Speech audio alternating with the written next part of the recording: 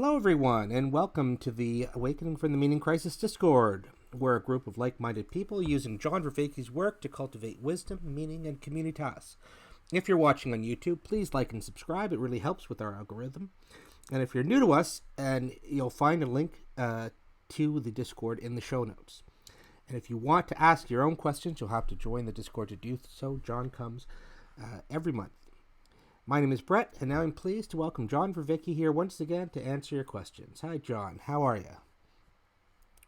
Good. It's a pleasure to be here again, Brett. Yeah, thanks for being here. So you've just arrived back from being away. Yeah, yeah, it was quite an ordeal, actually. So I was flying out to New Brunswick, which is a province in Canada, to see my younger son Spencer graduate from high school. And then I was supposed to fly back to Toronto and then fly from Toronto down to Austin for the big Emerge conference that was going on. I was invited to there and to actually facilitate a session while I was there. So when I left for New Brunswick, it was like a 6 hour delay before I actually got there, which was pretty significant. I got to be there, spend time with Spence, and then I was supposed to leave on Friday, and they canceled my flight. Canceled it. And they didn't reschedule it until Sunday at 4:40, which was precisely at the end of the conference. So I completely missed the conference. The Oh no. flight back was 7 hours delayed. It was not a direct flight, so it's normally like an hour and a half flight. They flew me up to Montreal. Everything was delayed, and then delay there, and then from Montreal to Toronto, delay. So, and the flight back was 7 hours delayed.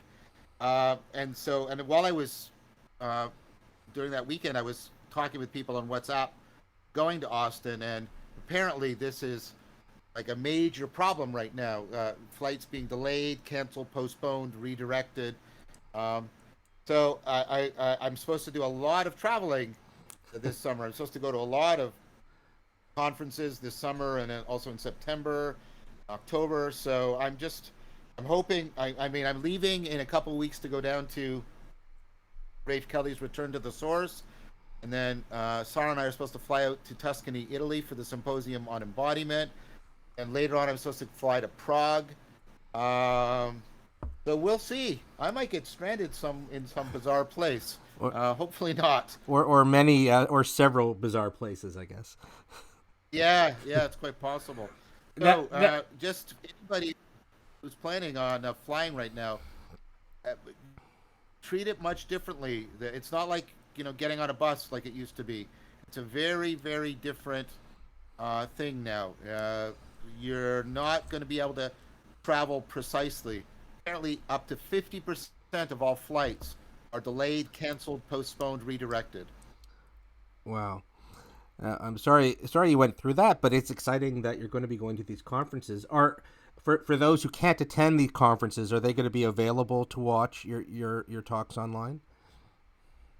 So, well, I don't know if anybody who's been following my channel. I just released on my channel on Friday the invited lecture that I gave at Cambridge. So that's now available for everybody, free, on my channel. The the Return to the Source, David Fuller from Rebel Wisdom, is going to be there. They're going to be filming a lot of it for the documentary film they're doing about me. So chunks of that will show up in the movie. I do not think the whole thing at the symposium on embodiment is being recorded, but I am recording sort of a podcast episode with the host of the conference while I'm there. So chunks of it will at least be available. Okay, great. And maybe someone will have a sneak in a phone and we'll get a pirated copy somewhere. Not that we recommend that. All right, so let's get to the question. So Chris asks, "Hi John, will you be doing any live meetups or talks in Toronto? I would love to hear you speak live." Um, Chris, not that I know of. I will be abroad mostly this summer. The closest to Toronto that will be live, and I really strongly recommend this. is the event in September at at the Urban Abbey in Thunder Bay. I'll be there. Jonathan Pajot will be there. Paul Vanderklay will be there. I forget the name of the fourth guy. I haven't met him before, so his name doesn't stick in my memory. It's Richard, and his last name starts with an M. I forget. I'm sorry. That's. I should memorize that. Um, so I'm looking forward to this. That this will be the first time that Paul and Jonathan and I are all in person together. I know uh, the the it was released on Jonathan's channel. Jonathan and I were in person with David Fuller, and that has been released on Jonathan's channel, and a lot of positive response to that. And I think it's well placed because being in person with Jonathan and David was amazing. So I'm expecting when Jonathan and Paul and I are all in person together, it's going to really catch fire. That's the closest to a live event. It's in Thunder Bay, Urban Abbey. I don't think I'm doing anything in Toronto, as no, I'm pretty sure I'm not actually. Um, that's my answer, Chris. I don't know, maybe we can see if we can, as COVID comes, resurges and wanes and flows, but maybe we could arrange for a meetup at some point. We can talk about that. We can talk about that later. Sure, sure. Darkson writes, any advice for males starting their studies in the humanities and or social work? I've been developing a drug rehab program that's more secular in nature, and I'm looking at enrolling in the next 8 months to start my studies. But from what I've read in the field, the field is either hostile to men, or sometimes, or something's up as they're dropping out of their studies in record numbers. Any insight into the cause of this, or advice on how to endure whatever has provoked the others to leave? So, I lost the thread of the. Is it? Because I think you were garbled for a second. He's in humanities and Humanities slash social work. and so and and there was hostility to. He said he's developing a drug rehab program that's more secular in nature, and he's looking A at rehab program. Oh, that's what you said. Yeah. yeah, and he's looking at enrolling into humanities and social work in the next 8 months. But he's read that the field is either hostile to men or something's up as they're dropping out of their studies in record numbers. Right, right. Um, yeah, I don't know what's going on. I mean, the problem with humanities as a whole right now is that they're in serious decline because they humanities and to some degree where they overlap with social work, they've become sort of a frontline arena or maybe even no man's land for the culture wars. Um, and what that has done is it is means that almost universally, there's some exceptions, humanities departments are in massive decline in the universities. Um, so it's, I mean, there are one of the exceptions is at, one of them is at U of T. The cognitive science program includes philosophy, and philosophy is part of the humanities. But the cog sci program is growing significantly, and that's helping shore up the decline in the humanities. Um, I think I think that's the way forward for the humanities. By the way, I'm biased. I'm very biased because I'm a cognitive scientist, but I think the degree to which the humanities can integrate with cognitive science and or other disciplines, I think that's where they will have the chance to maintain their existence. I think the degree to which they become basically captive the culture war agenda, I think their decline is going to be ongoing.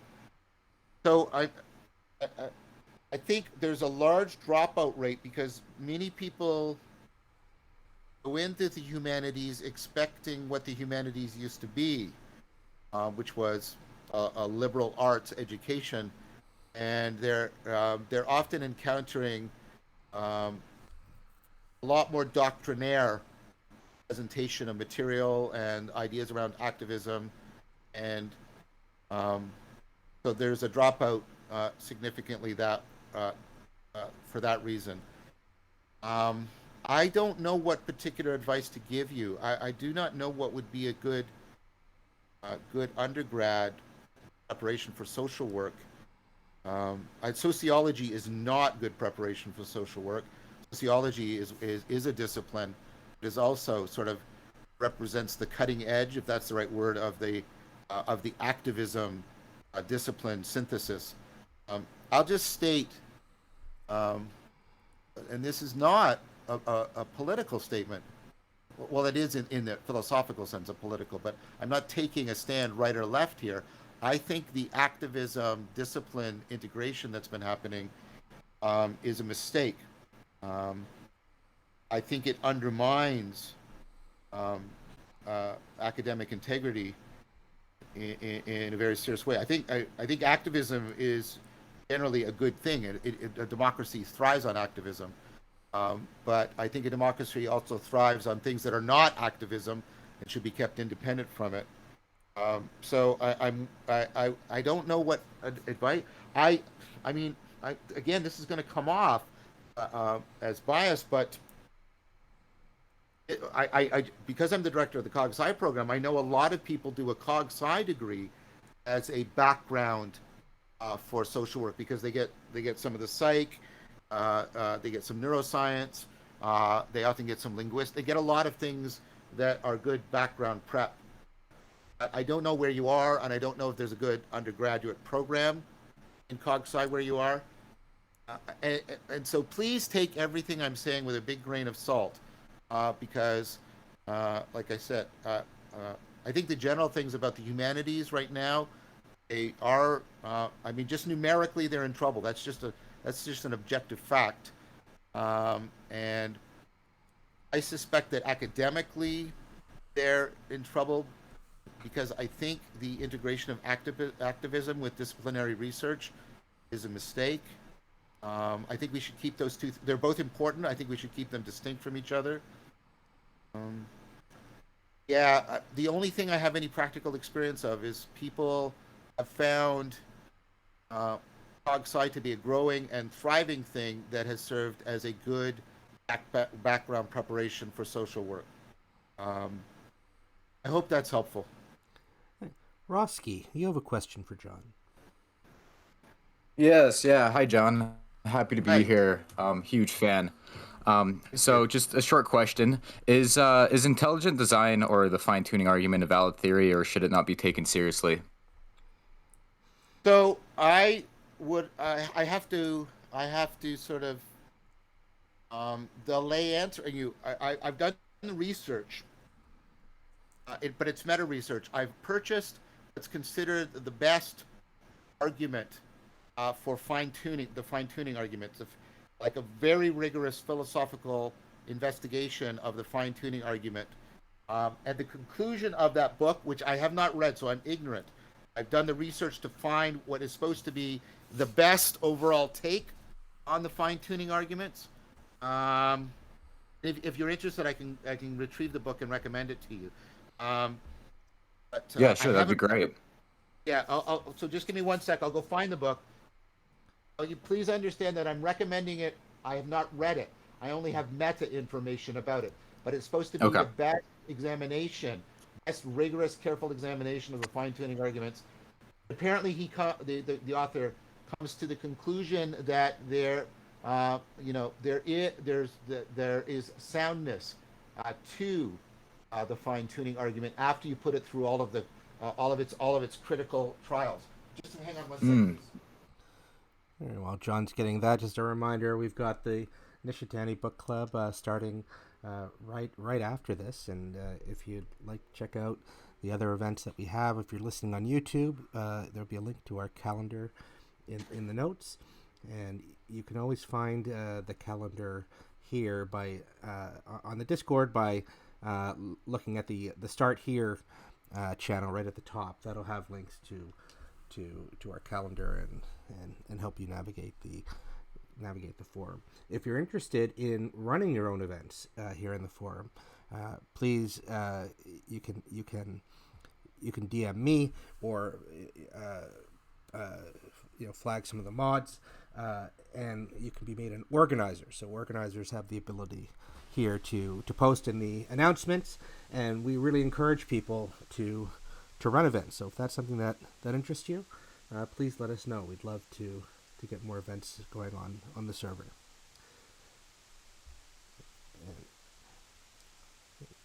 And John's still finding the book. So we do have a number of events. There's meditation daily. We have groups practicing circling like or open discussion.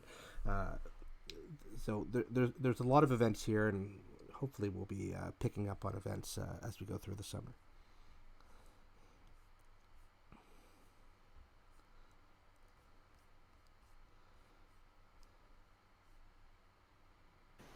Just 2 more minutes, Brett. Okay. I'm trying to track it down.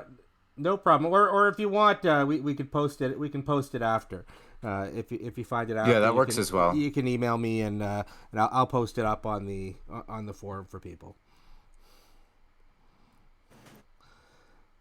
But John always aims to deliver. Okay, well, let's do that then, because I can't find it right now. Yeah, no problem.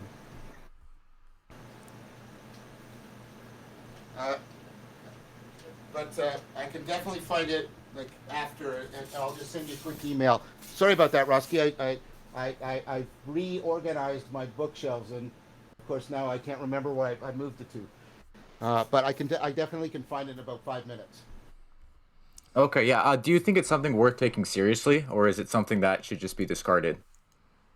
I think that this book is worth taking seriously because that is what everybody is saying about it, and he seems to be arguing that it should be taken not intelligent design in sort of the sort of biological sense, but the fine-tuning cosmological argument.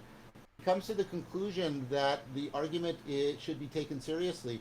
In fact, he seems to think that there's a version, sort of a weak version of the fine-tuning argument that stands up to criticism.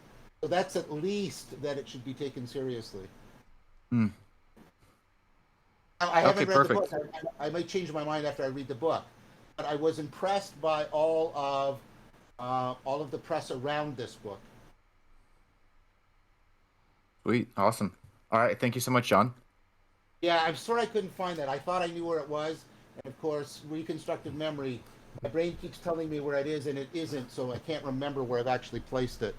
But hopefully, I'll find it very soon, and I'll Yeah, I email look forward to it. I'll email it to Brett. Brett, could you remind me when we're done to take a look for that? Yeah, please? absolutely. All right. Awesome. Thank you so much, guys. All right. Thanks so much. The Italian Marco asks, "Hi, John. Former Tai Chi and meditation student of yours here.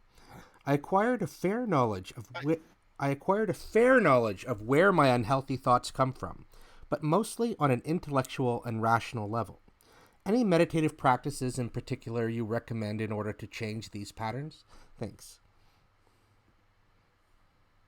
To change these patterns, or to change the knowledge of where the patterns are coming from? I take it he wants to get a more mindful or experiential awareness rather than an intellectual reflective awareness. Do you think I'm interpreting the question correctly, Brett? Yeah, I think so. I got a sense of changing the unhealthy patterns, that he understands intellectually why he has these patterns, but in practice maybe finds it difficult to change them.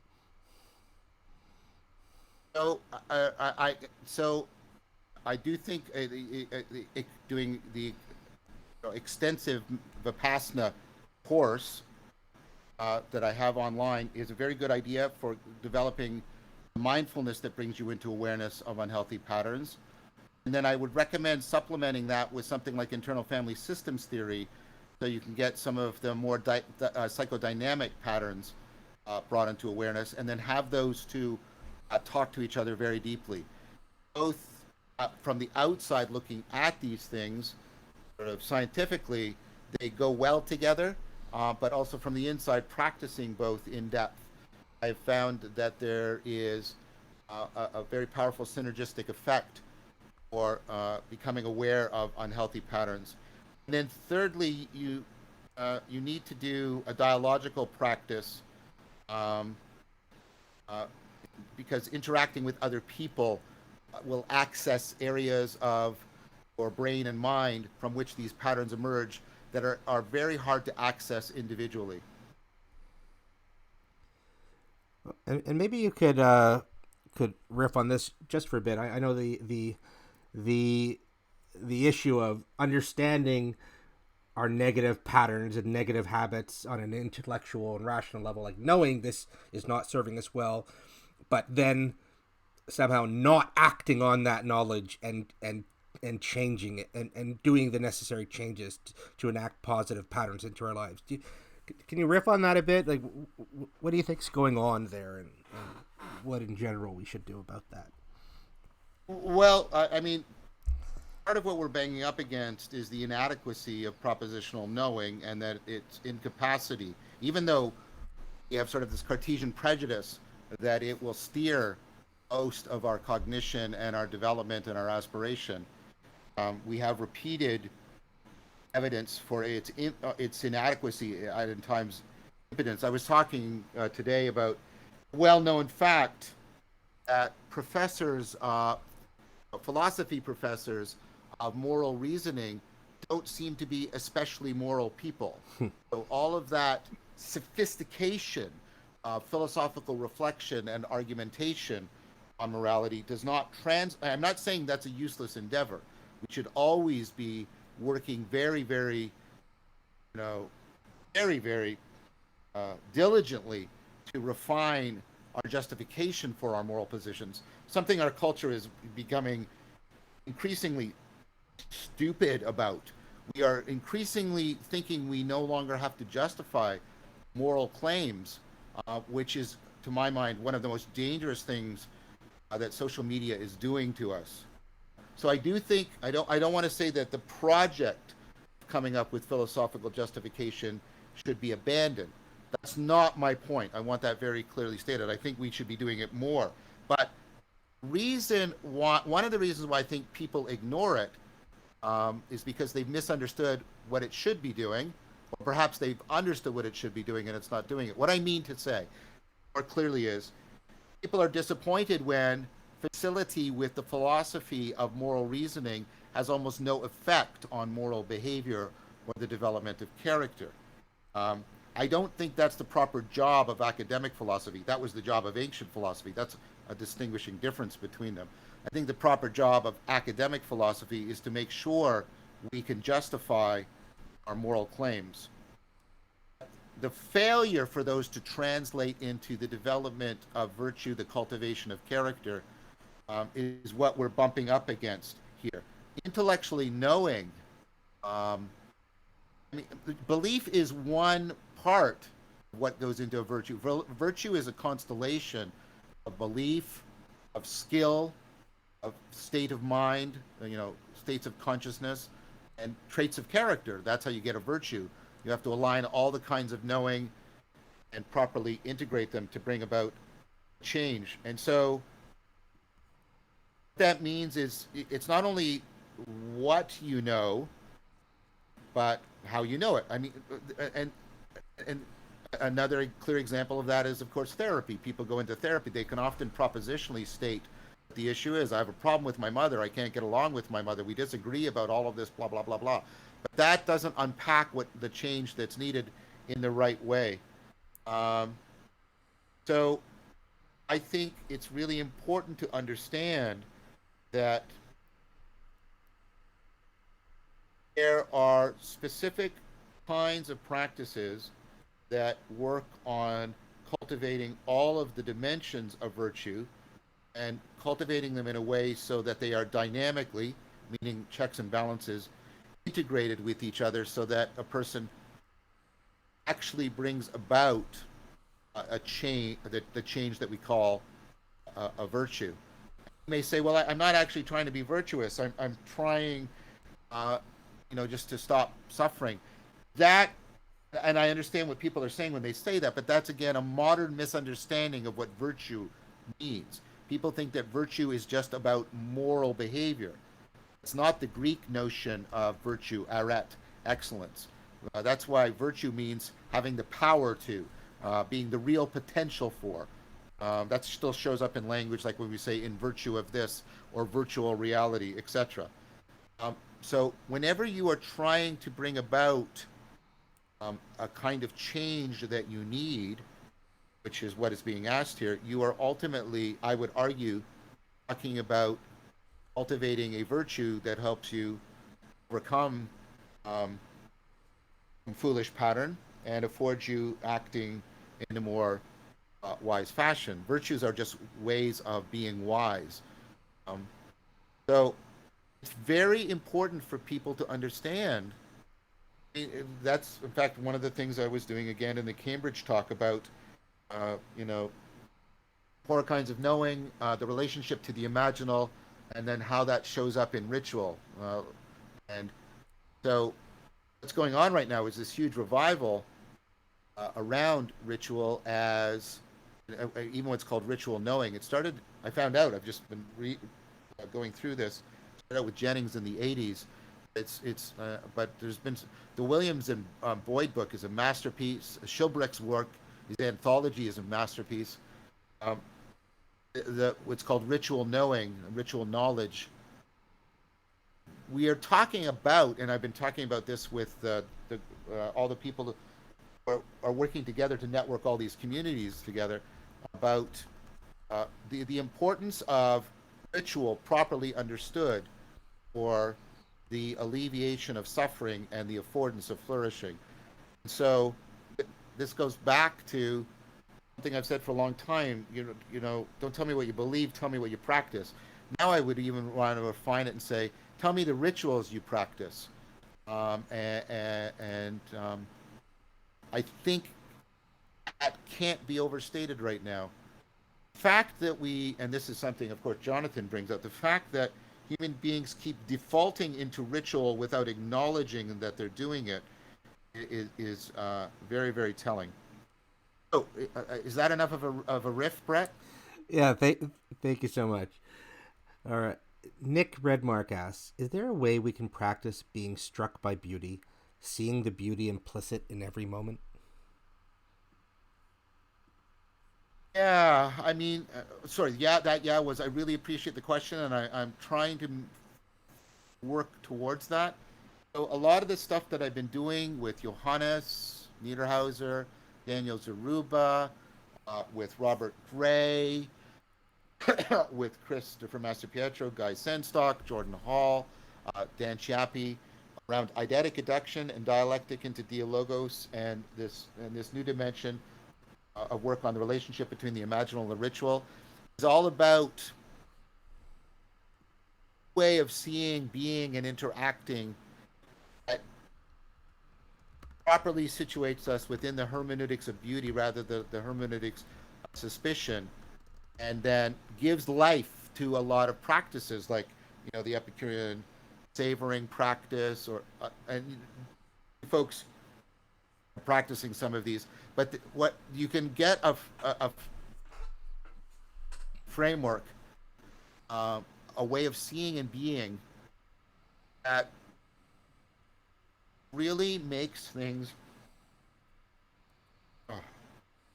tonically beautiful. Not beautiful in the sort of sexy beautiful or smooth beautiful, to use Hans' critical, but they're beautiful in the Platonic sense of, wow, when I really understand when I not understand in the sense of thought, but when I understand in perception how appearances can disclose in inexhaustible depth and actually practice that, yeah, then there's a way of seeing things more and more beautiful.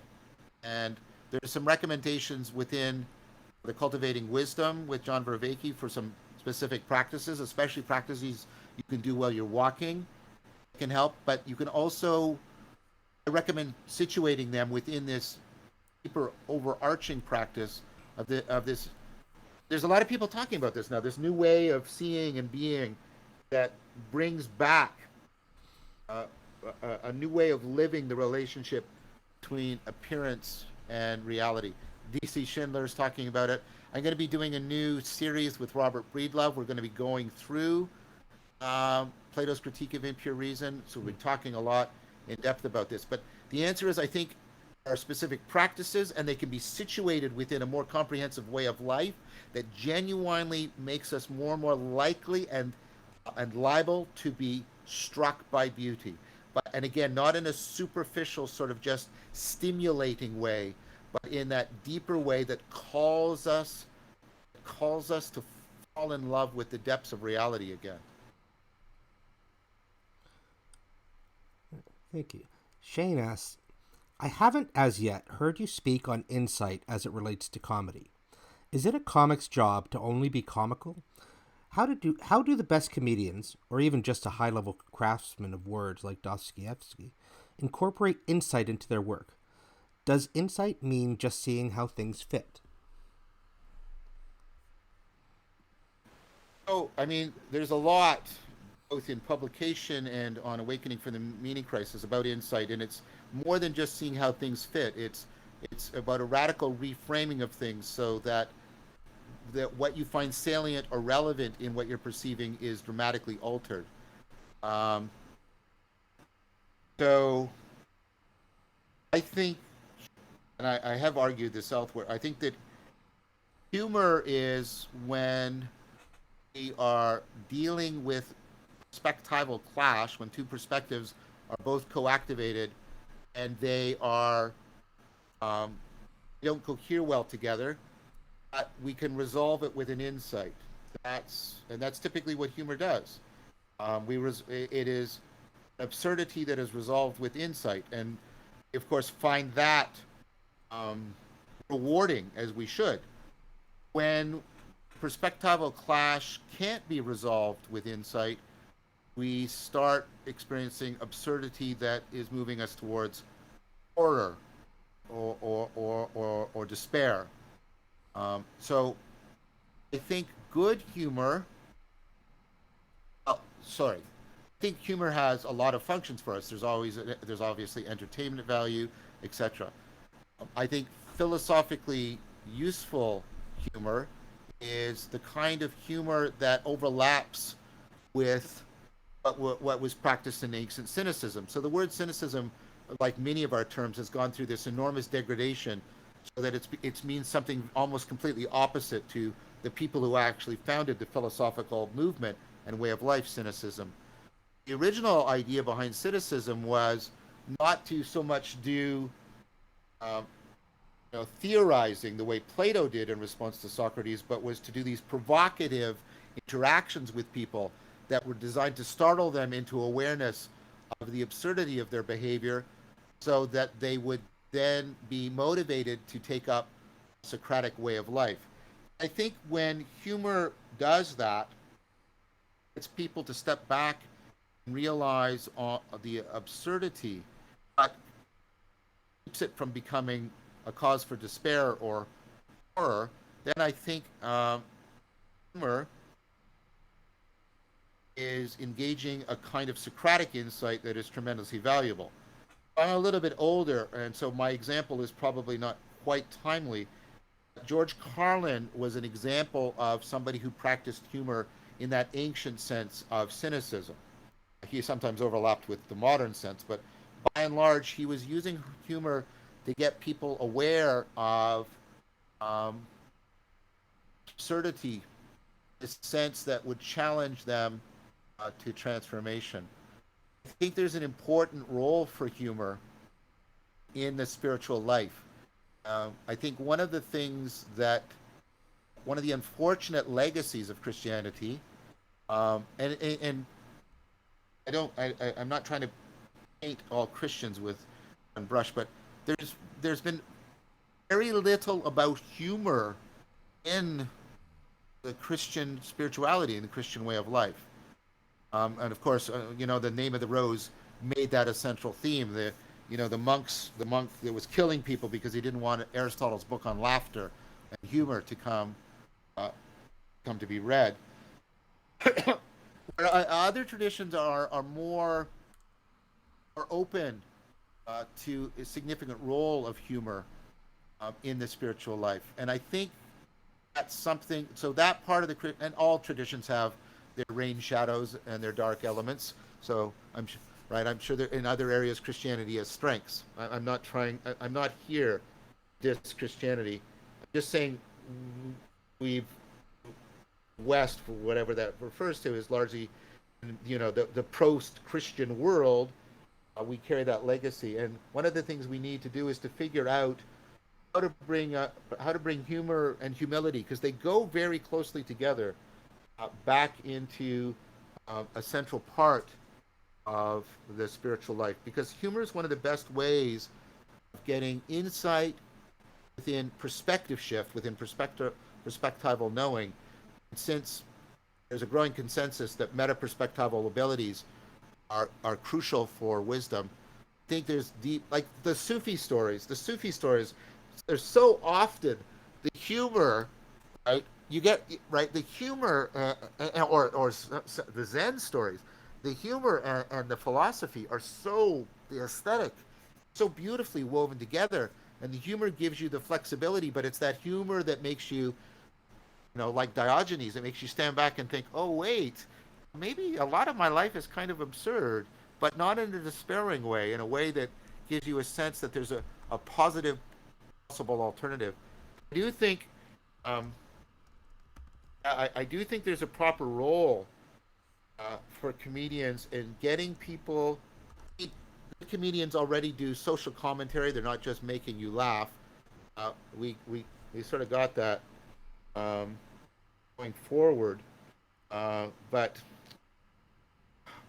there's something more that's needed now, not just social commentary in the political sense, but a little bit more like the ancient cynics, more the Socratic sense of, good humor makes you realize where you have taken yourself seriously where you shouldn't have, but also the reverse. It makes you realize that you're not taking things seriously that you should. That's another sort of lobotomized thing we have going on. We think that the irreverence part, making you realize that you take things seriously that you shouldn't, is all that humor is. No, no, that's one half. The other half of good humor is making you realize you're not taking things seriously that you should take seriously. So I think there's actually a tremendous role for humor, comedians, comics, insofar as they can help enliven, especially the cognitive dimension of the spiritual life. And Shane has, who asked the questions, come to the stage. Welcome, Shane. You can give a follow up if you'd like. I felt like I remember I read one thing from it was a like commentary on Socrates from Kierkegaard, and he was talking about how like the something about like how deep Socrates was, but it was like people didn't understand him because it contrasted so hard with like how seemingly humorous he was, and that was like, I don't know, that struck me as relatable, especially when you've like, I don't know, been through certain things, and it's like realizing that humor is like the only way to cope almost. And there is like, I feel like a bubbling when even like in despair you can find humor. It's just, I don't know, like it solidifies something in people. Well, I mean, two points on that. I mean, Kierkegaard actually thought that Aristophanes' version of Socrates was better than Plato's. I don't agree with Kierkegaard on that, but I think one of the things that I think that's more accessible in Aristophanes is the humorous aspects. Plato actually gets the humor very deeply. The problem with Plato is at times he's too smart for his own good. The humor is often very intricate and subtle, and so needs some work to bring it out. But I do think, and I do think you're exactly right. I think that And I think that's what the cynics picked up on. I think Diogenes, there's a tremendous amount of humor in what Diogenes does, but it's humor on the horizon, right? It's often sort of horrified people while making, but it's also humorous and funny. And I do think that's very much back to Socrates. And like I said, Plato represents how deep humor is in Socrates, but at times it's too nuanced and too careful. And so Right. again, he also read Platonism through a Christian lens, which tended to dampen down the humorous aspects because humor was dissociated from spirituality. So I agree. I'm one of the things I hope to bring out. I'm because I'm starting to film after Socrates in August. Is are these dimensions that haven't been fully explored? The daemonic, not demonic, the daemonic aspect in Socrates, and the ironic and the humorous all overlap profoundly, and so um, I have generally found too that the people that I have thought of as wise also were very had a very were very apt and deft sense of humor, and I don't think that's a coincidence. But it even like it's the most recent consensus thing in 2019 around wisdom. Humor was part of the meta perspectival ability uh, for for wisdom. So it is starting to get academic or scientific recognition. I think we got to do a lot of work to carry that back to the culture. Again, I'm not saying that all humor has to be Socratic. But I think some significant amount of humor, especially right now, should be Socratic. All right, thank you, Shane. So is that Uh, like Sorry, making Shane. you? Shane, I hate to cut Okay, you off. okay, okay. Yeah, All right. we've got a few people left, not a lot of time. That's So good. thank you so much. And Thank you. Tompus, Shane, thanks.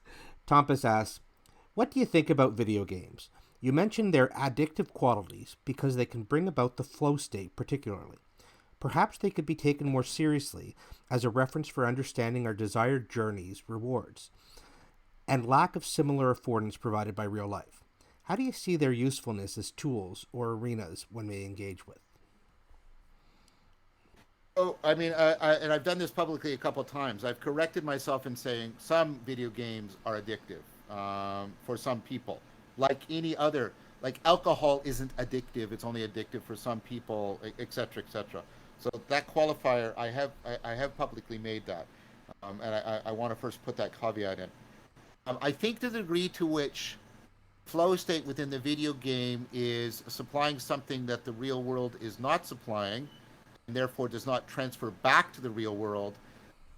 And here I'm invoking Tolkien, recover the real world. I think video games are dangerous. They can be seen as preferable to the real world.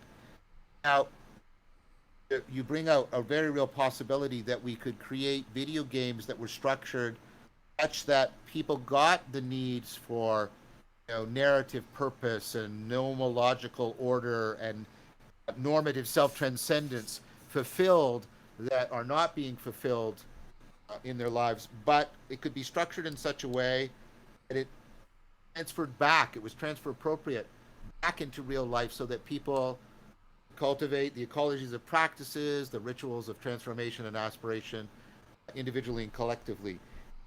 Could that be done? I think that could definitely be done. I think the religion of the future, the religion that's not a religion, is going to make use of the virtual in ways we are just beginning to tap into. And so, do I think that's a real possibility, even a real potentiality? Definitely.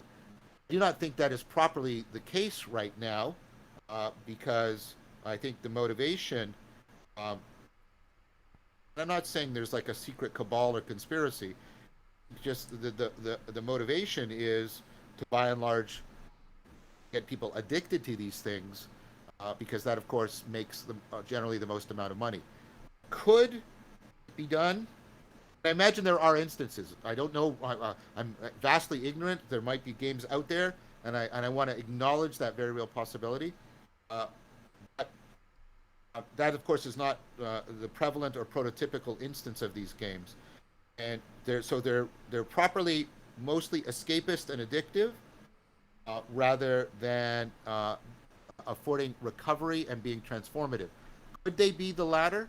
Yes. And one of the questions I've been trying to ask and answer is, what are the conditions? Like, so Tai Chi Chuan, the flow state transfers into multiple domains of my life and into multiple levels of my psyche in a way that video games don't, and don't seem for most people. So what's the difference? And how can we find the transfer appropriate versions of video games that could be incorporated into, you know, a spiritual slash religious way of life for people? The fact that none of, as far as I can tell, none of the axial age religions are figuring out how to properly incorporate the virtual. Uh, Psychotherapy is avatar therapy shows tremendous promise for alleviating very difficult things like schizophrenic voices. The therapeutic world is starting to get the transformative potential, but I don't see the actual age religions, and I think that's part of my critique of them, rising to this challenge.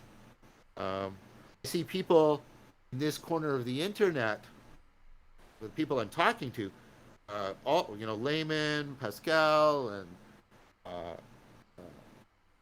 and Brendan, and Bruce Alderman, Brendan Dempsey Graham, is that? I think that's his name.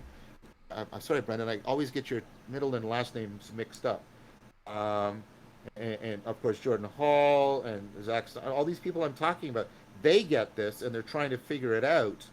And they're trying to make it work. So, um, and I was just talking to Nathan Vanderpool and to Cheryl. Oh, Cheryl, what is it? Cheryl Huang.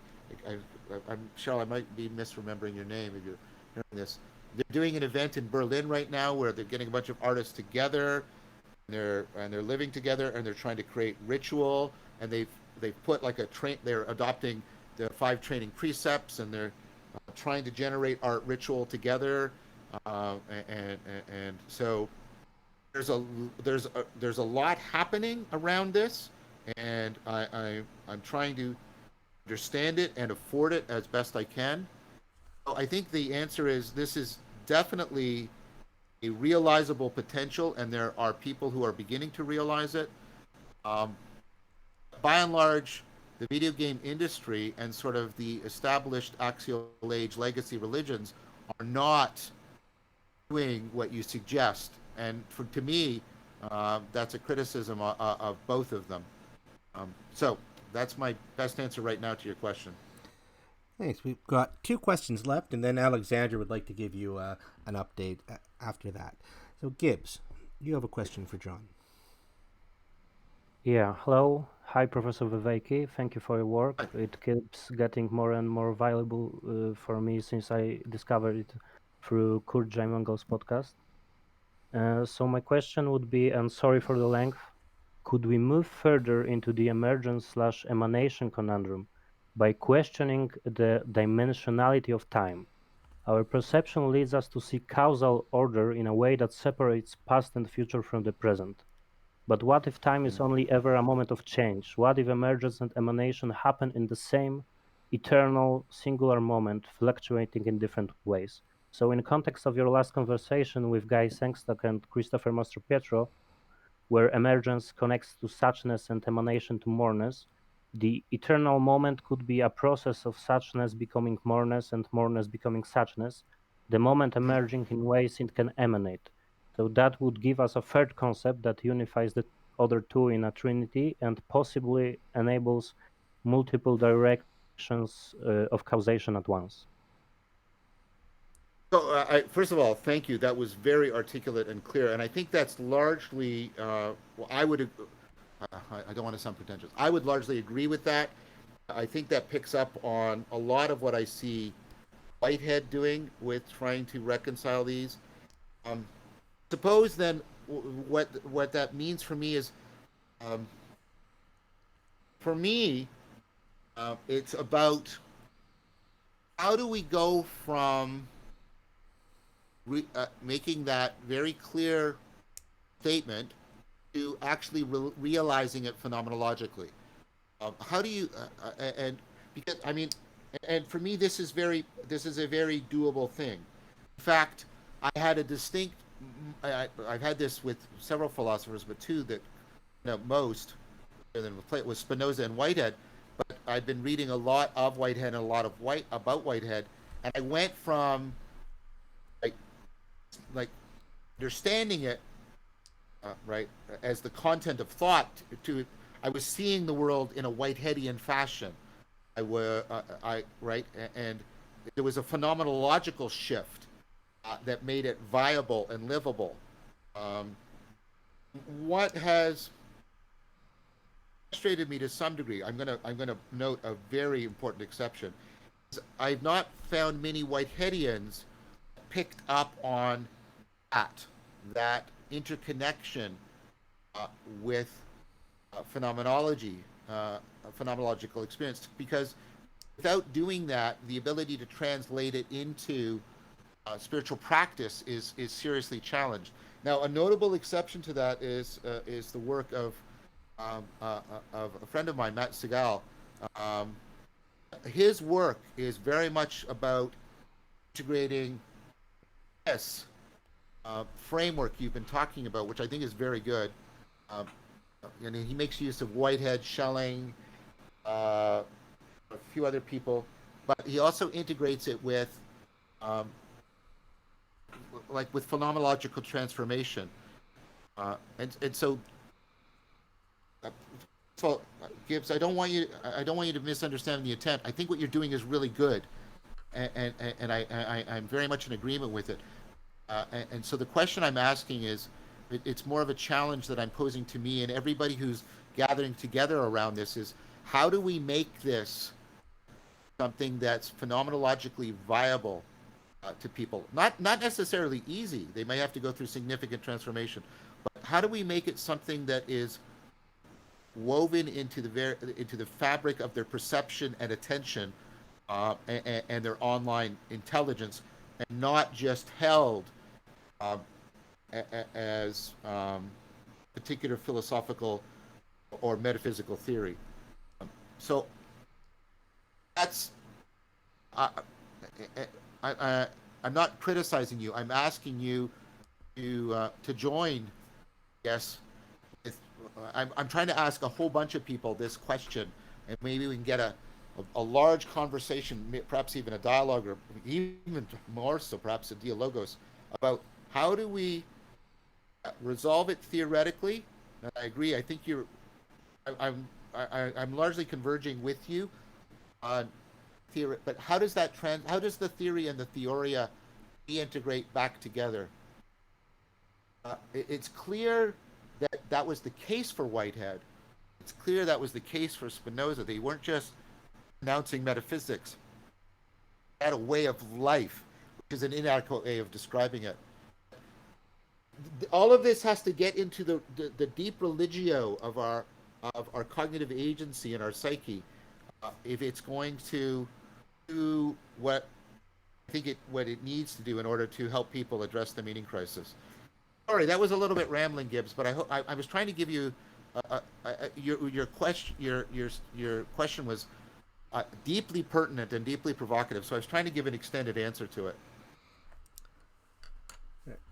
Yeah. Thank you very much. And I'm aware of the challenge. I experience it right now. And I don't know, I accept the challenge, so we will see. Good. Excellent. Thanks, Gibbs. John, do you have time for one more question plus a little update from Alexandra? That's fine. Great. Uh, oh, he was he was in. But Richard, you had a question for John. I think you there you go. Yes, hello, John.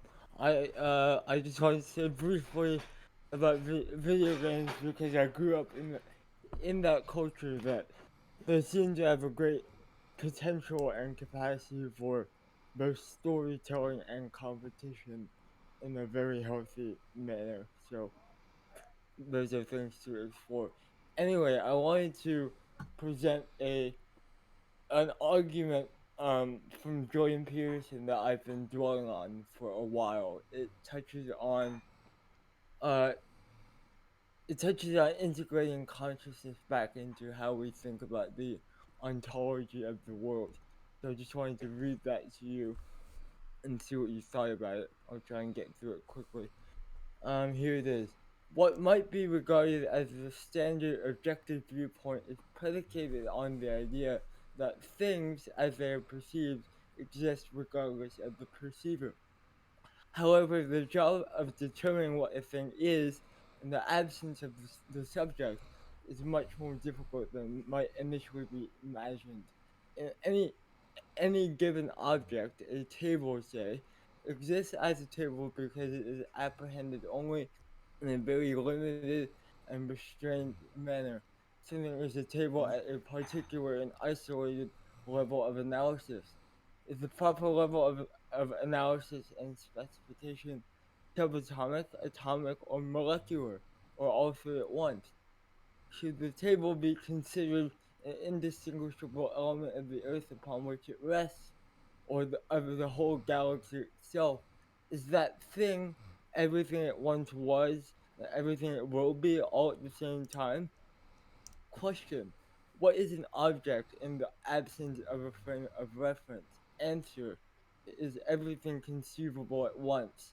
Is something that constitutes the union of all currently discriminable opposites, and something that cannot therefore be easily distinguished from nothing.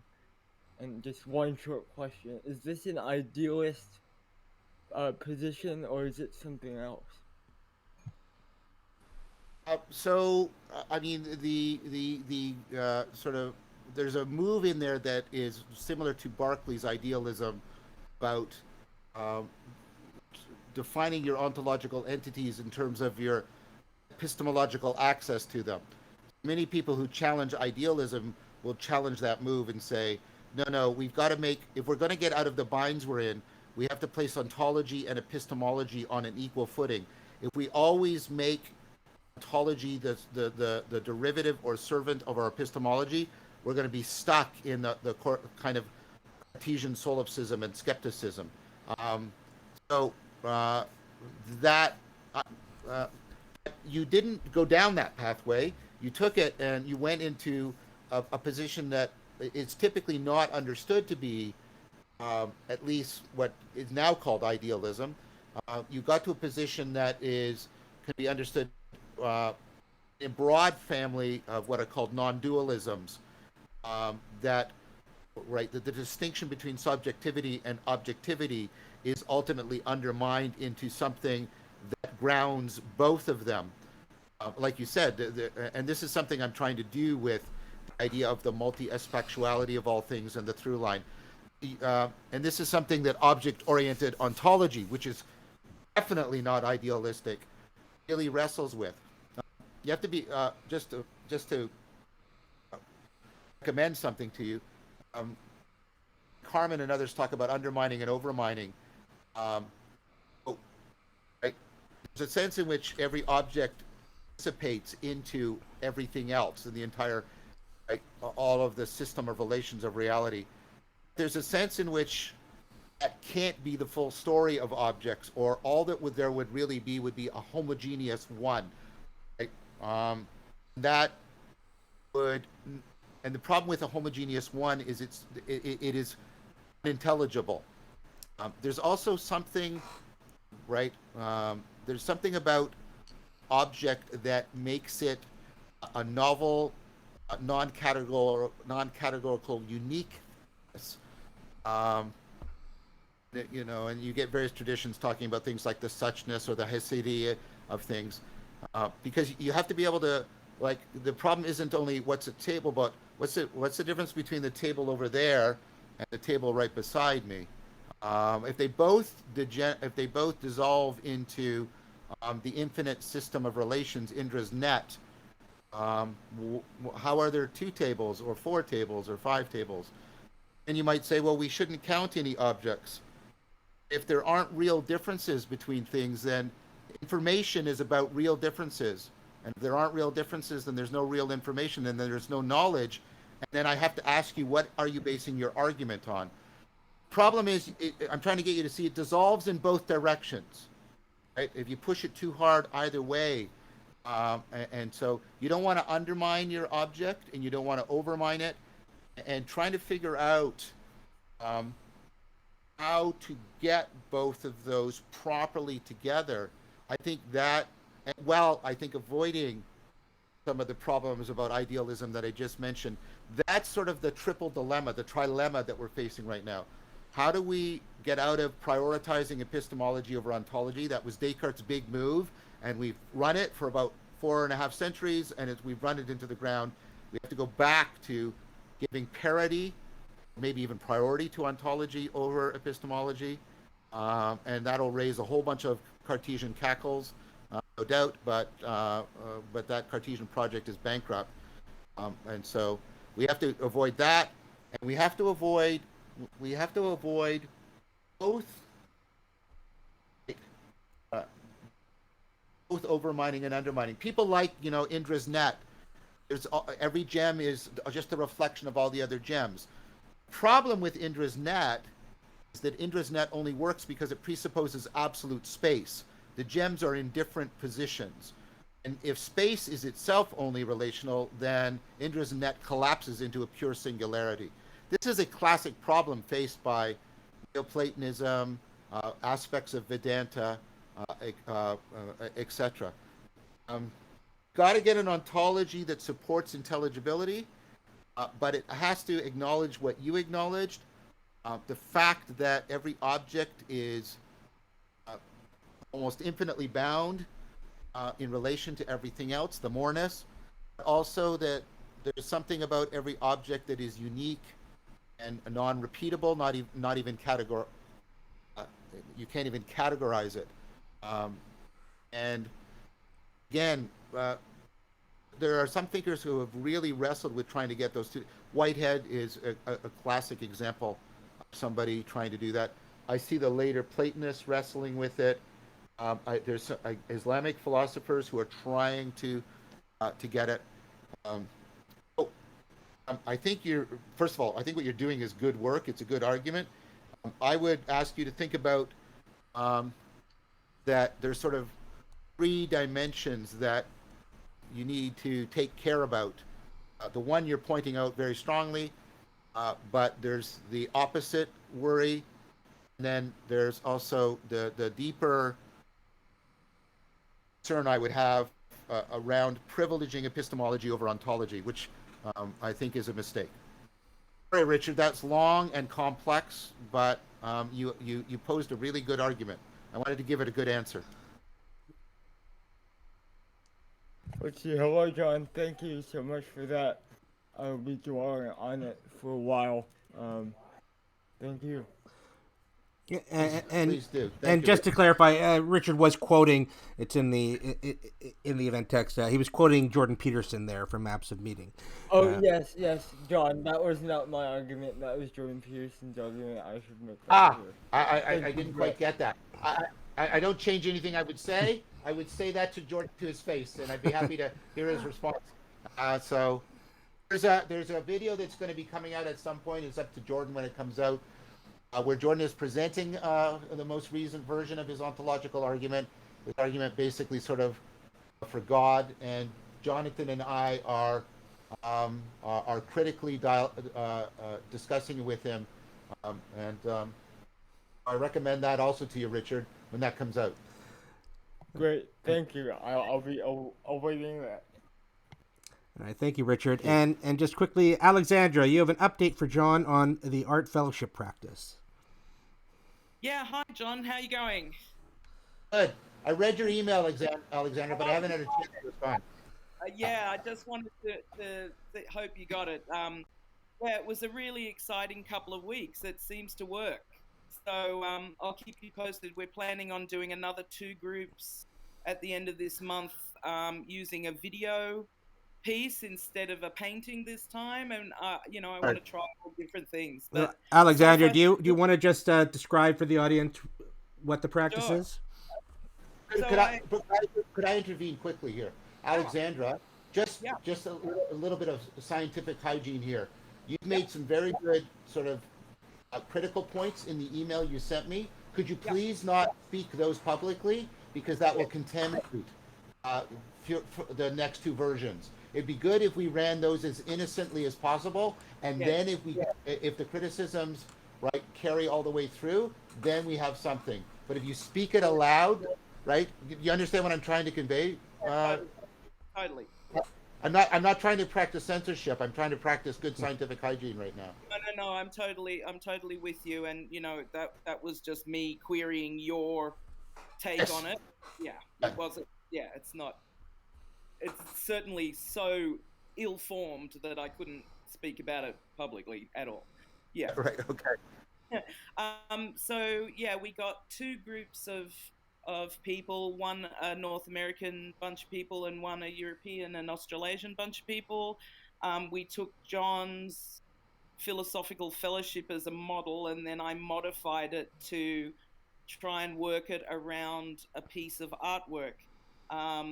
And this particular first trial, we did it using a painting. And yeah, so far it seems to be quite promising. Obviously, it was pretty clunky for a first go, but we're hoping to, get it smoother and see what arises. But so far, the feedback has been really exciting. So it's a 2-week practice.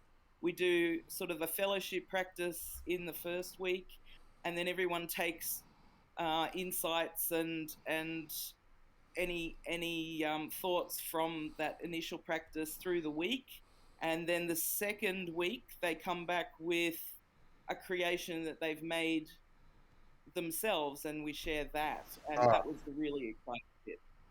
this is so brilliant, Alexandra. This is so brilliant. It's really And it is so in line with the talk I gave at Cambridge. It's just right. I, Yeah, oh oh this is I'm just so excited about this. So please keep sending me the updates, and I will respond to them. I think I'm really supportive of this project. thank you I so much. Yeah, Yeah, and I think this is great. that email address is the correct one, appropriate Yes. one. Yeah, Yeah, please, okay. yeah, please send it to there.